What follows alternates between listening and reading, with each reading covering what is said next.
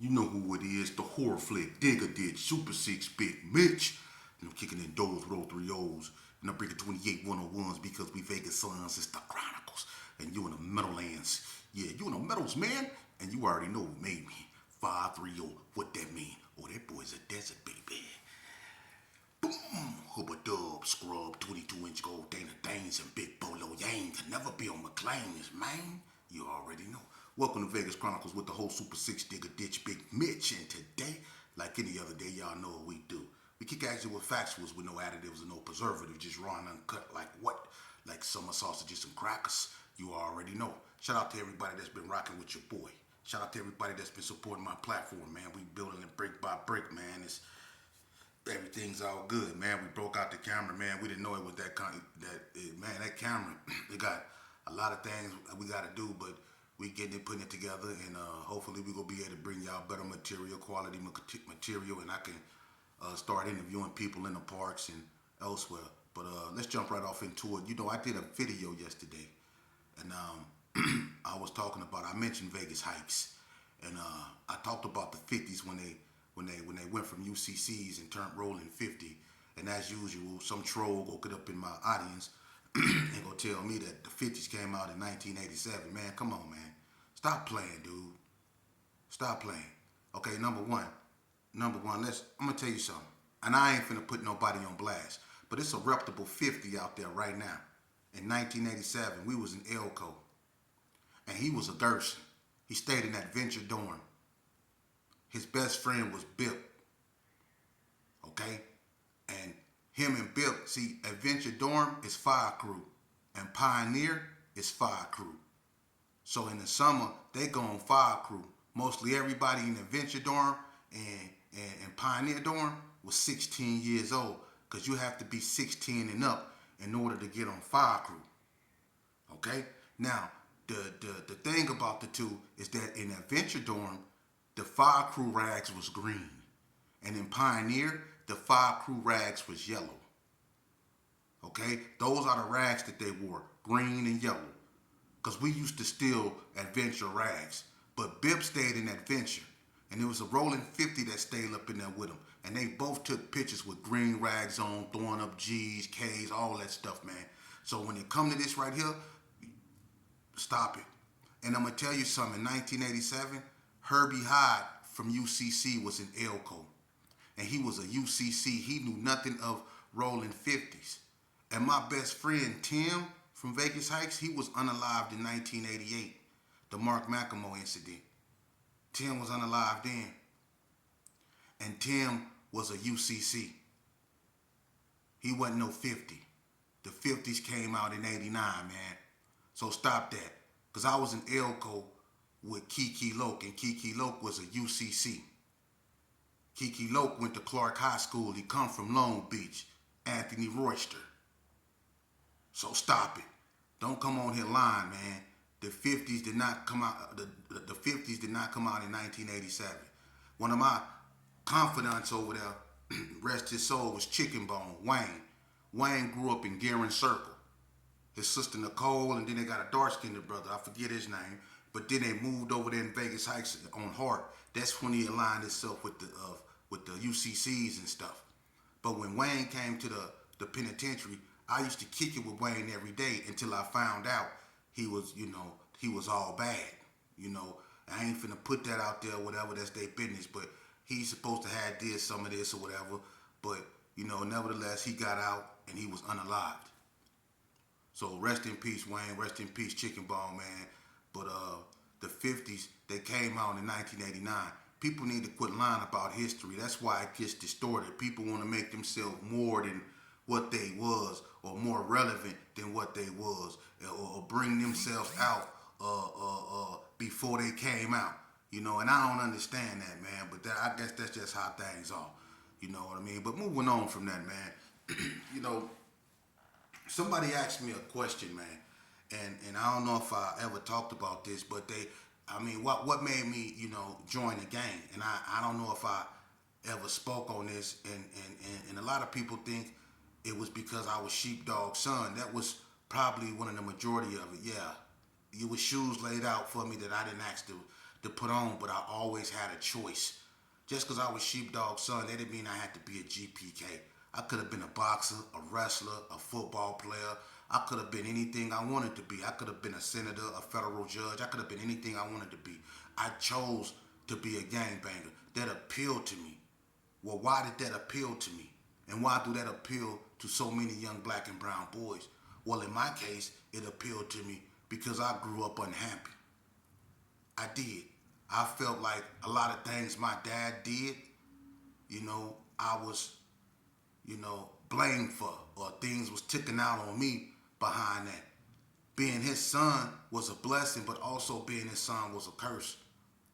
My dad was a feared dude on many levels. He was respected, but he was feared, and I looked just like him. So a lot of people, for instance, it was this Palmer boy, his name was Jeffrey Palmer. Big Mex. They used to drive around in these tan Jeeps. And I remember I was a little kid. I used to hang around Dun Dun, Marlon, Mad Bummer, Darry Dow, Ligusta, Vernon. We all grew up together. Greg, Lil Dog, Trip Mac. We all grew up together. Food, Ski Dog. We all grew up together, man. But I remember one day I was a little bitty kid and I was walking through the G's, man, and I was eating some Mambas. And I just bought them for Mildred, Wade mama, David Barnett mama. She used to be the candy lady. And I was walking through there, and Jeffrey Palmer and them, they used to be in them Jeeps, and they used to be all on the grass and stuff like that. And they drove up on me, and he said, "Hey man," and I looked. He said, "Ain't you little sheepdog?" And I looked and I said, "Yeah," because normally when I say yeah, that came with a quarter or where your daddy at, man, or a story or two. But he looked at me, he said, "Yeah, that's him. That's him. Little black MF. He told me to come here." And when I came to him, I thought he was gonna give me a quarter, but the way he said that little black MF, but I come over there to him. He told me when I grow up, he was going to alive me, right in my face. Jeffrey Palmer told me that. But later on in life, I found out my daddy knocked him out. So he was a corrupt dude anyway. So being my father's son, it came with a lot of things, man. That's why I was on that drug, that water, because of my father. He was known for smoking it, But I always had a choice. Let's not forget that. But it was things I'm not going to talk about that happened to me that made me feel rejected, unwanted, stuff like that. I was unhappy. But when I went outside and I was around the GPKs, they told me they loved me. They told me that I'm a little sheepdog. They told me that I can fight. They told me how my dad can fight, So they gave me the self-esteem that I felt I was lacking. So that drew me to them, I felt more accepted around them. They didn't let nobody hurt me, And it's sad that I have to break it down this way. Now, my mama did the best she could with what she had to work with. My mama ain't the reason why I joined the gang. My mama raised me right. I chose to do wrong. So I'm not putting this at the feet of my mama. I'm not going to put this at the feet of nobody. It's my mistake. But at the same time, it was a lot of things that happened to me as a youth, man. Because I was sheepdog son, man. And sometimes I ain't gonna lie, I used to hate being his son because I was taught that sheepdog didn't lose fights. So I was taught that I bet not lose no fight. And I was fighting dudes that was older than me. I was going to juvenile and they wanted me to fight dudes that was going to jail, man. I had to pass tests. And I had to pass them with flying colors because who my father was. And then a lot of times I got hurt. I got hurt bad, dude. So I grew up rough. I was really out there in them streets at the age of 10. I was doing beer runs at the age of 12, man. So to you youngsters up out there, I know what it's like. And this cat that they was telling me I was the son of, what was he? He was in California. He couldn't come out here. When I really needed him, he wasn't there. But Bread, he was there. Big Nag, Dirty Rob, people like that, they were there. I had to seek advice and mentorship from old GPKs, old Ace of Spades, Those were the people that raised me. You know, they was there. They felt the void that my father left behind, man. So I grew up raw. You know, I was really infected with that, man. I didn't care about nothing but GPK. That's what I lived for. And I ruined a lot of people's lives behind that, man. I did. I was so immersed in that stuff, man. I lived, I breathed, I walked, I talked, I thought. Everything was GPK with me, man. For real. And when I got to the joint, it was even worse. I didn't even think I was going home. It was GPK with me, man. You see? And then I had to realize the hard way that everybody didn't see it that way. That's why I'm sitting here with a permanent blink, because I used to always put myself out there on the forefront because I love this GPK thing so much, man. I didn't even love myself. Even when I winded up in the hospital, I laid in the hospital bed for 6 months, stabbed up in the eye, man. I went through almost 12 to 13 years of rehabilitation only to be told, hey, man, that ain't gonna never work no more. And I still was expected to be on the front line. I had to put on an eye patch and get back on the front line. You got people that talk about, man, I don't gotta talk about the work I put in because you ain't put in no work. You ain't put in no real work, man. When you've been stabbed up and then you get 5 years in a hole and then you get a 3-year dump on top of that, then you talk about putting in some work, man. For real. For real. I can show my face on the camera, homie. I can sit down with anybody next to anybody. I can expose who I am to the world. Ain't no smut on my name like that, man. I ain't never did this here on nobody, man. What you see is what you get. I done been through it. I went through it. I know about it because I've been about it, youngster. And I want y'all to live, man. I want y'all to live because you go find out, man, when you get in something serious like I did, when I went up there in that penitentiary, man, and I find out, man, them Crips wasn't playing, man. The Cali boys wasn't playing. The Bloods wasn't playing. Them SAs wasn't playing. Them white boys wasn't nobody playing. You know? And that's what you go find out. You go find out that your so-called homeboy that's always fat-mouthing, when them knives come out, he gonna be the first one to leave. And you might be stumped down, standing on 10 toes, homie, and that's how you gonna leave this earth. For real. That's how you gonna leave this earth, man. And them dudes go run and they go leave you and they not gonna feel bad about it, man. I'm telling you the real. I'm telling you the real, bro. And y'all get so caught up in, oh, he telling. Let me explain something to you, man. One thing you go see on them penitentiary yards, look, when they saw me from Indian Springs Yard, they saw me to Gene. They drugged me up. 4-pointed me, put a pamper on me.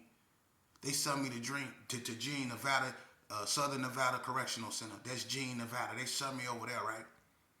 And they drugged me up, man, because of my behavioral issues. They drugged me up. They did my uncle like that. They did my father like that. They tried to slow me down because I was that bad. But one thing I noticed when they let me out there on the yard, that a lot of people that did this here was just walking around like it wasn't nothing. When I went up over there and I ran into Casanova, come on, man. Come on, man. And he was walking around there without a care in the world. I was on the yard with that dude, and there was a whole bunch of people that was on that yard with that dude, man. Like Lil Mar from Donna, OC, Terry Hardaway, all them, Charles Blade, Lark Hamp, all them was on the yard with Casanova, man. Mizike from the coast, Psych from Gerson, Frog Whack from Gerson, Sportio from Gerson. Come on, man. It was so many. Rich Dog from Donna Street, OC, Weed All. It was a gang of dudes. C Clamp, Quan Mac from 60s, Acom Slim. It was a gang of people on the yard with Casanova, man.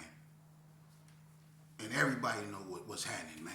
No need to go there, but everybody know what's happening. And didn't nobody touch him. He walked around without a care in the world. You see, they pick and choose who they enforce that stuff with. I'm trying to tell y'all, man. This stuff ain't real. It ain't never been real. And just because y'all think y'all in the clique, it still ain't gonna be real. It's not real, man. Dudes gonna turn on you, man. Get up out them clicks, man. If you got a family, that's what you should be putting in work for. Your family, your child. If you got that in your life, if God blessed you to have a child, man, that's the only thing you should be putting in work for, man. Get away from them dudes, man. Trust me, I'm telling you. Because a lot of people came to the penitentiary and they looked to me to help them. And I was evil, man. I was evil. I'll be the first to tell you I was an evil dude, man. I didn't care about nobody, especially if you was going home before me, man. I was bitter, I was angry, and I was bullying my own homeboys. Not all of them, but the ones that let me. If you let me bully you, I'm going to bully you. The only way you go stop me from bullying you is stop me from bullying you. Because I'm going to try you. I'm going to bully you. And I bullied a lot of people, man. You know? And I don't feel good about that, man. I don't. Because you know what? They went home and I still was up in there. Standing up for count. Eating bologna sandwiches. See, that's real. People don't want to tell you that, man. I don't do this for views, man. I don't. I do this because this the truth. Because when I leave this earth, these videos, they gonna be here just in case a youngster need one of them or two of them, man. I want these videos to be here. I don't need no views, man. I can care less about that. What I care about is our youth, man, and the misguidance that's out there, man, and how we just done gave up on them because we basically gave up on ourselves, man. And that's foul, man. Just because we fail, we don't have to fail them, man. Let's stand up like we stood up when we was against one another. We had the courage to go out there and hunt one another down like feral dogs. Let's get up out here, man, and get our children and our homeboys that's not here children out the street because we obligated, man. For real. If we don't want law enforcement doing it, if we don't want them locking our children up, if we don't want them unaliving our kids, man, let's get them out the street. Let's teach them something else to do. Let's teach them how to work out. Let's teach them how to do that. You know? Let's teach them other stuff that will get their attention, man. Because one thing I noticed in the hoops guy in the penitentiary, a lot of youngsters, they love working out. And a lot of them, they love history. They love learning, man. People don't even know that, but a lot of us old heads don't got nothing to teach them because we burnt out. But them youth, they love to listen. They love to learn. I used to talk to little Donna Streets, little Rolling 60s, Reese Low, Rail C, all them. They used to be sitting in my area, and I used to sit there and talk to them about the Geechee Wars, about the Maroons in Jamaica, about Idi Amin in Uganda. I used to talk about them, the Roman Empire, the Byzantine Empire. I used to talk to them dudes about the Bolshevik Revolution in Russia in 1919. I used to talk to them brothers about a lot of stuff, and they used to sit there attentively listening. These youngsters want to learn. And then you know what? They used to ask me, hey, OG, can you write me out a program or something that I can get on? They want to work out. You see? When you get the attention like that, man, that's a blessing. Because nowadays, these youngsters ain't trying to hit nothing. But the ones you can reach, man, you reach them. You don't never look down on your little homeboy. If you look down on anybody, it should be because you helping them up off the ground, man. Let me explain something to you, man. Youngster, it's 2020, 2025, homie. It ain't about being tough. It's about being smart. Let me tell you something. I remember in Indian Springs, it was like the 97, I think 98. The blacks and the Hispanics got into it down there about 3 and 4. They used to always go at it on Indian Springs yard. You know, the blacks and the Hispanics were the two dominant factions on that yard, and they were both fighting for control. And I remember it got real bad. You know, it was a head-up fight between Lil E Dub from West Coast Bloods and one of the Hispanics up there by Unit 5, where Dickie from Playboys kicked the Hispanic in the face, and it caused a riot. So the Hispanics tried to attack the blacks, and they came throwing rocks and stuff like that. To make a long story short, the blacks had to regroup, took it to the Hispanics, and it got ugly. You know, the administration was so mad, they locked us down for about 6 months. But they didn't just lock us down. they fed us something they never fed us before, which was called pimento loaf.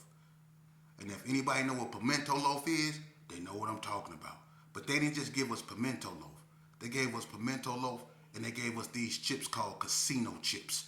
They was like these thick like kettle chips, and they come, I guess, from the casinos because they had like slot machines on them. They were silver, depending on what flavor you got. They had jalapeno, they had plain, they had salt and vinegar, they had barbecue, they had them, but they was hard. They'll cut up your mouth, man. I'm telling you, if you bite one the wrong way, you'll have a gash in your mouth, man. But they was giving us these on lockdown, right? And they was giving us pimento loaf.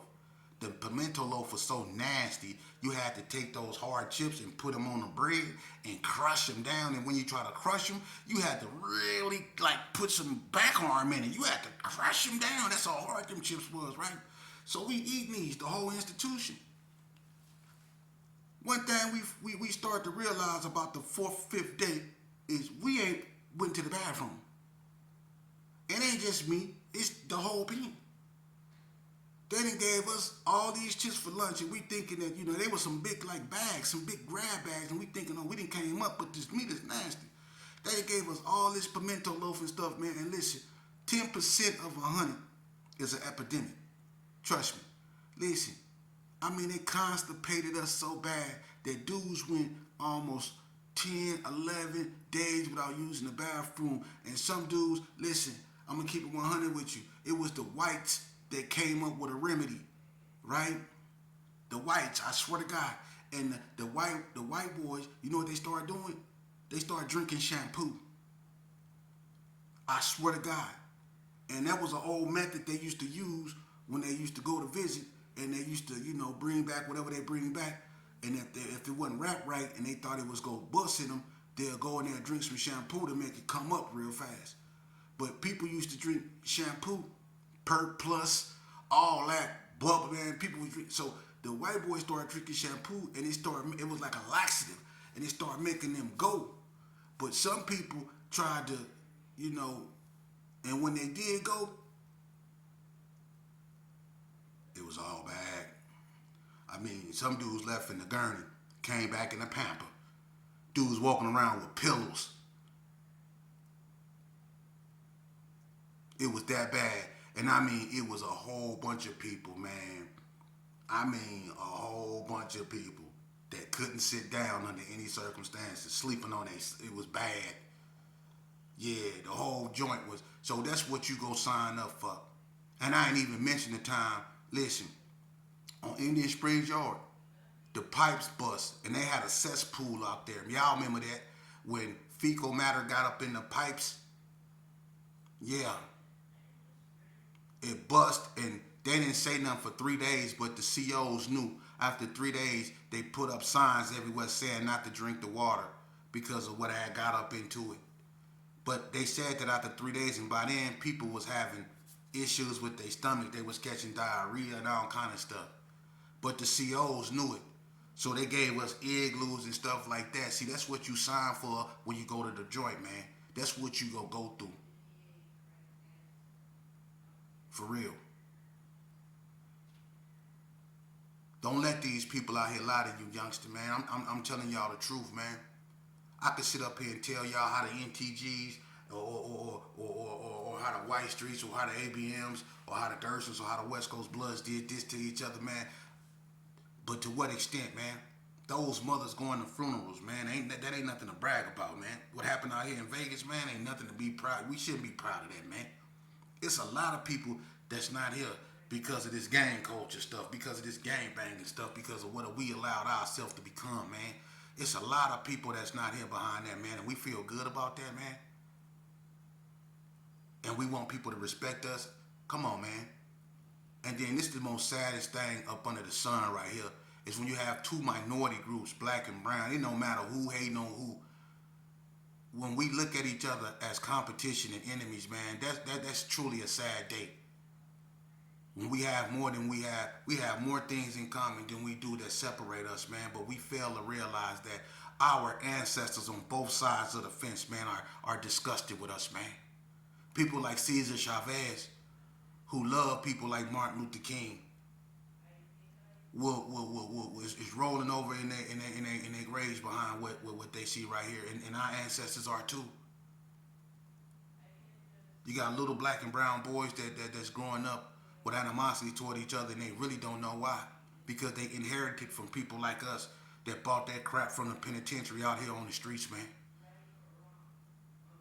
You know, we want to be the big this and the big that, man. If you really want to put in work, I'm gonna tell you, being a father to your child is way more respectable than being a thug and an OG to your little homeboy. You ever thought about that? You ever thought about being a father to your child instead of an OG to your little homeboy? You see, it's better to be a father figure instead of an OG. Raise your child, man. Pay attention to your seed, man, and keep them out the streets. That way we won't have no gripes about law enforcement and other people mistreating our children, man. Instill a self-respect that they should have themselves and instill the type of morality and ethics in them so when they do go out in public, they know how to conduct themselves, man. You see, respect is earned. It's not taken. You're not going to go out there and make nobody respect you, man. That ain't how life works. If you want people to respect you, then you got to carry yourself with respect. It's called self-respect.